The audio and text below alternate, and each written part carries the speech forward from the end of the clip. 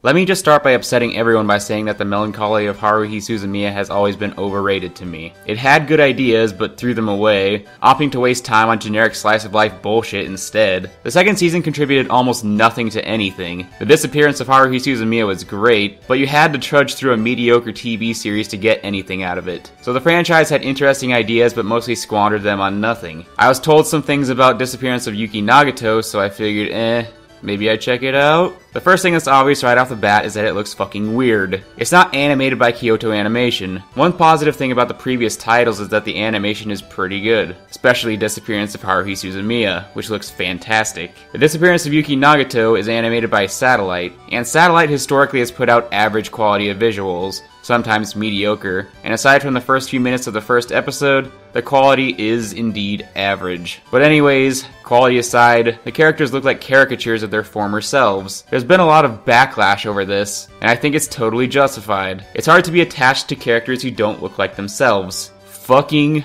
moe. That's the one thing this show is doing right already. Moe voices, moe expressions, the whole 9 yards. I watched the English dub for Haruhi, so I don't know if everyone was this moe before, but I don't like it. I don't even like Nagato's voice, and she's the one character I actually liked. Just the way she says turkey pisses me off.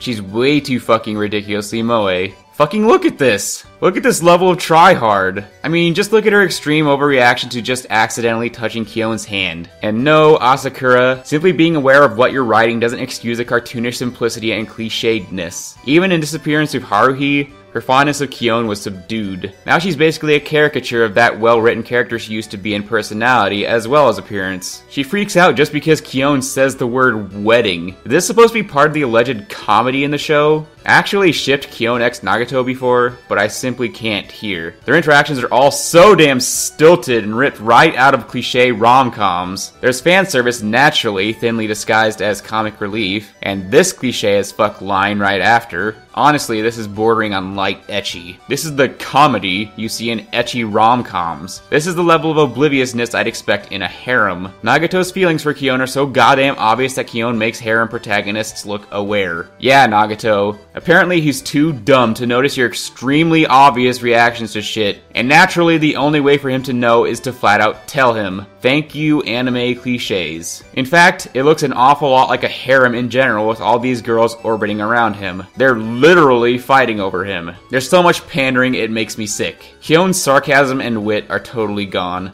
But that's fine, because it's not like it was ever acknowledged or had any effect on anybody before. See, Kyon is often selectively ignored, because God forbid he interrupt whatever stupid bullshit shenanigans the writers want to make happen next. Kyon, why are you even talking? Clearly nobody gives a shit, and you don't even care that nobody gives a shit, and you aren't even saying anything clever anyways, so why even talk? Why not just take the next step to become totally silent and blank slate? Glad they put the emphasis where it belongs when it comes to Asahina. And we get shit like this from Asakura.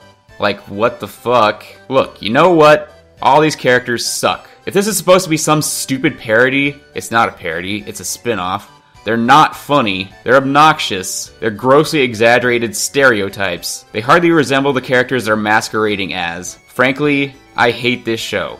I don't understand why it exists. It actually has a pretty low mean score on Mall, but the fandom is still rabidly defending it though. Check out this Mall thread where someone asks why this show was made instead of a season 3. Logically, the fanboys respond with things like, "Why are you so disgustingly full of yourself?" How is he acting full of himself in this post? It's ironic because his signature says, "In 9 out of 10 cases, the worst thing about the anime is the fandom." Yes, you yourself are proof of this. Thank you. And other comments like, "What are you, an idiot?" Yes, this is the kind of shit you can expect when you express disapproval of something. You don't get people trying to argue what they think the show is doing right. You get people who just fucking call you names for not liking what they like. And then there's the You're not a true fan if you don't like every single thing with the IP's name on it, fallacy. True fan is a shitty term that implies you aren't a fan of something if you have a view that the person doesn't like. It's meant to try to shame people who disagree with you and create an inclusive circle for people who do. To me personally, a true fan is someone who can be honest and hold an IP accountable for things it might have done wrong,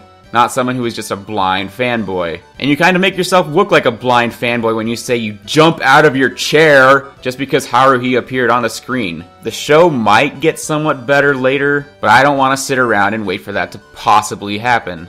Anyways, I've got a minor rant here for the end. I was lucky enough to catch this when the two videos had the exact same view counts. This was taken not even a day after my Dungeon Harem video was uploaded, and they already reached the same view count, even though the misleading narrations video was uploaded almost 3 weeks earlier. And even though they have the same number of views, the level of engagement on the misleading narrations video is much lower. It has less comments and likes. It kind of makes sense that it has less comments because Dungeon Harem is more topical and current, but the number of likes makes no sense to me. Misleading narrations is a video that's clearly of much higher quality, and I think it's funnier, and it took a lot more time to put together, so seeing this happen is not encouraging at all. It doesn't encourage me to make more of the higher quality videos like reviews. This is something I've complained about before, and it hasn't changed, and I guess there's nothing I can do about it, so I guess I'm just venting. It just bothers me. This is why so many anime YouTubers opt to almost exclusively cover recent and topical or more popular anime, and avoid talking about things they might prefer to talk about personally.